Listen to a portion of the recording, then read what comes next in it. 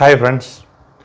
நம்ம வேலை செய்கிற இடத்துல மேனேஜர்ஸுக்கு அதிகமான சம்பளம் இருக்கும். ஆனால் அவங்க யாரை மேனேஜ் பண்ணுறாங்களோ அவங்க டீமுக்கு, சாதாரண ஆஃபீஸ் ஸ்டாஃப்க்கு கம்மியான சேலரி இருக்கும். ஒன்றுமே செய்யாமல் இருக்கிற மேனேஜர், ஜஸ்ட்டு மேற்பார்வை பண்ணிட்டு இருக்கிற மேனேஜருக்கு ஏன் இவ்வளோ சேலரி? மாங்குன்னு எல்லாத்தையும் இழுத்து போட்டு ராத்திரி பகல் பாராமல் வேலை செய்கிற ஸ்டாஃபுக்கு, மற்ற ஸ்டாஃபுக்கு, நான் மேனேஜரியல் ஸ்டாஃபுக்கு கம்மியான சம்பளம். இது ஏன் அப்படின்னு நீங்கள் யோசிச்சிருக்கீங்களா? ஒரு நார்மல் காமன் மேன் இப்படி தான் சிந்திப்பான். அதிகமான வேலையை இழுத்துட்டு போட்டுட்டு செய்கிறவங்களுக்கு தான் அதிகமான சம்பளம் இருக்கணும். சும்மா ஒன்றுமே செய்யாமல் அப்படியே ஒரு நெலுப்பிக்கிட்டு அப்படின்னு சொல்லுவாங்கள்ல, ஸ்லாங், ஒரு தமிழ் ஸ்லாங் சொல்லுவாங்க. ஒன்றுமே செய்யாமல் அப்படியே ஜாலியாக மேற்பார்வை பார்த்துட்டு போகிறவங்களுக்கு இவ்வளோ சேலரியான்னு சொல்லிட்டு சாதாரணமான ஒரு மனிதனுக்கு எழுப்புகின்ற அந்த ஒரு சந்தேகம் எல்லாருக்கும் எழும்பும். மேனேஜர்ஸுங்கிறவங்க ஒரு காலத்தில் நார்மல் ஸ்டாஃபாக இருந்தவங்க தான். அந்த நார்மல் ஸ்டாஃபாக இருக்கிறப்போ அடுத்த கட்ட பொசிஷனுக்கு உண்டான ஒரு திறமைகளை அப்போவே டெமான்ஸ்ட்ரேட் பண்ணி, அப்போவே தங்கள்கிட்டேருந்து வெளிப்படுத்தி, அவங்க பயங்கரமாக ஷார்ப்பாக செய்கிற ஒவ்வொரு வேலையும் பார்த்து செஞ்சு சிறப்பான அவுட்கம்மை கொடுத்து டைமுக்கு ஒவ்வொரு விஷயத்தையும் பிடிச்சி அடுத்தவங்க மேலதிகாரி சொல்லணும்னு எதிர்பார்க்காம ப்ரோ ஆக்டிவ்னு சொல்லுவாங்க, நம்மளாவே எடுத்து ட்ரைவோடு செஞ்சு அந்த மாதிரி மிகப்பெரிய ஒரு பெர்ஃபார்மன்ஸை வெளிப்படுத்தி அடுத்த கட்டத்துக்கு போய் தான் மேனேஜருக்கு வர்றாங்க. எடுத்த உடனே மேனேஜர் அப்படின்னு சொல்லிட்டு ஒரு பொசிஷனை ஹையர் பண்ணுறதில்ல. அப்படியும் ஹையர் பண்ணுறாங்க மேனேஜர் டைரெக்டாகவும். அவங்களும் இந்த மாதிரி எக்ஸ்பீரியன்ஸோடு தான் இருப்பாங்க. கீழ் லெவலில் சாதாரணமாக வேலை செஞ்சு நல்லா ஒரு பெர்ஃபார்மன்ஸை வெளிப்படுத்தி கொஞ்சம் கொஞ்சமாக முன்னேறி தான் மேனேஜராக இன்னொரு கம்பெனிலையும் விட்டுட்டு வருவாங்க. இங்கே ஹையர் பண்ணுறப்போ டைரெக்டாக இங்கேருந்து ஹையர் பண்ணுறா இருந்தால் வெளியில், அல்லது இதே கம்பெனிலே வர்றா இருந்தாலும் கீழே தான் வருவாங்க. எதுக்காக சொல்ல வரேன்னா, மேனேஜர்ஸ் அப்படிங்கிறவங்க சாதாரணமான ஒரு ஸ்டாஃப் லெவல்லேருந்து ஒரு இன்டர்மீடியேட் மாடரேட் லெவல்லேருந்து தான் வர்றாங்க.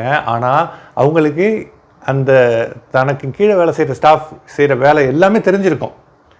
அதனுடைய தியரிட்டிக்கலாகவும் தெரியும். ஒரு வேளை ஒரு 2-3 ஆள் எமர்ஜென்சியில் லீவுக்கு போயிட்டாங்க, இல்லை ஏதோ காரணத்தினால வர முடியலன்னா அவரே செய்யவும் முடியும், மேனேஜரே செய்யவும் முடியும்.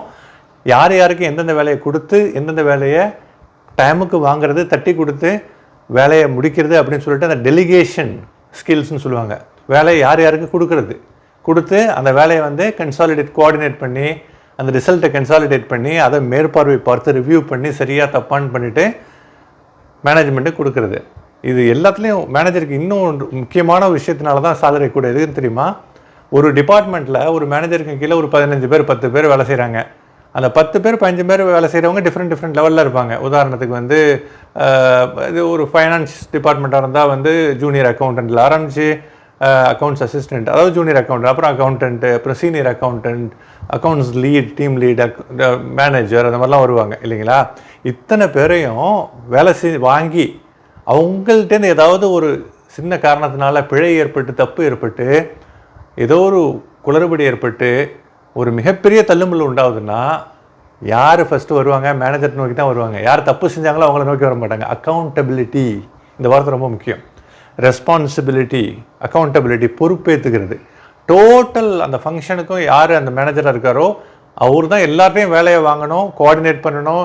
அவரும் வேலையை தெரிஞ்சிருக்கணும். 2-3 எமர்ஜென்சியில் 2-3 பேர் வரலன்னா அவரே இழுத்து போட்டு செய்யணும், ஒருங்கிணைக்கணும், எல்லா ரிசல்ட்டையும் வாங்கி சரி பார்க்கணும். ஓகேங்களா? ஏதாவது மிகப்பெரிய தள்ளுமுள்ளு நடந்து மிகப்பெரிய மிஸ்டேக் நடந்ததுன்னா அதுக்கு பொறுப்பேற்றுக்கிட்டு அதுக்கு வேலை போகிற அளவுக்கு கூட நிறைய ரிஸ்க்லாம் வரும். இன்னொன்று, இத்தனை தள்ளுமுள்ளுகள்லையும் தாண்டி முக்கியமாக decision making and problem solving. ஒரு டிபார்ட்மெண்ட்டே இல்லை ஒரு ஃபங்க்ஷன்னா ஏகப்பட்ட தள்ளுமுள்ளு. ஏன்னா ஹியூமன் பிஹேவியர், ஹியூமன் சைக்காலஜிலாம் ரொம்ப காம்ப்ளெக்ஸுங்க. ஆஃபீஸ் பாலிட்டிக்ஸ், ஒருத்தன் ஒரு டைரக்ஷனில் இருப்பான். இவன் ஒரு தெற்கில் டைரக்ஷனில் நிற்கிறான்னா இன்னொருத்தன் வடக்கு நோக்கி நிற்பான். எல்லாம் ஒரே டீமில் தான் இருப்பாங்க. மேனேஜர் எல்லாரையும் அவங்கவுங்க சைக்காலஜியை தெரிஞ்சு, அவங்கவுங்க பர்சனாலிட்டி லெவலை தெரிஞ்சு அதுக்கு தகுந்த மாதிரி பேசி தட்டி கொடுத்து வேலையை வாங்கணும். இது சாதாரண விஷயம் இல்லை. இதெல்லாம் மேம்போக்க மேனேஜர் என்னடா ஜாலியாக அப்படியே போகிறாரு, ஜாலியாக மேனேஜரை சம்பளத்தை வாங்கிட்டு போகிறாரு, அதிகமான சம்பளம் அப்படின்னு தெரியலாம். ஆனால் சாதாரணமாக வேலை செய்கிறவங்க அவங்க வேலையை மட்டும் செஞ்சுட்டு போயிட்டே இருக்கலாம்.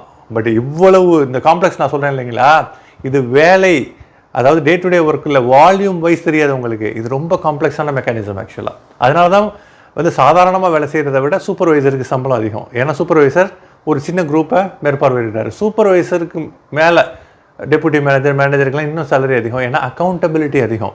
ஓகேங்களா? அவங்க வந்து ரிசல்ட்டை காமிக்கணும். ஆக்சுவலாக கீழே உள்ளவங்க வேலையை செஞ்சுட்டு அன்றைய தினத்தை முடிச்சுட்டு போனால் போதும்.